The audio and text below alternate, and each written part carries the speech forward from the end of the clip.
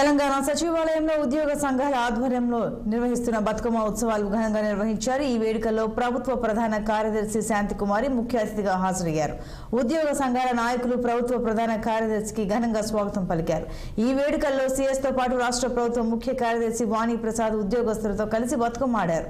తెలంగాణ సంస్కృతి సంప్రదాయాలకు అద్దం పట్టే బతుకమ్మ ఉత్సవాలను సచివాలయ ప్రాంగణంలో నిర్వహించడం పట్ల సీఎస్ ఆనందం వ్యక్తం చేశారు। ఈ బతుకమ్మ ఉత్సవాల్లో సచివాలయంలోని ఉన్నతాధికారులు నుండి అన్ని స్థాయిల్లోని మహిళా ఉద్యోగులు అత్యంత ఉత్సాహంతో పాల్గొన్నారు।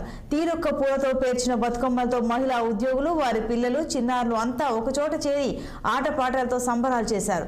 దాండియా బతుకమ్మ ఆటపాటల మధ్య జరిగిన ఈ ఉత్సవాల్లో సచివాలయ ఉన్నతాధికారులు ఉద్యోగుల సంఘం నాయకులు పెద్ద సంఖ్యలో పాల్గొన్నారు।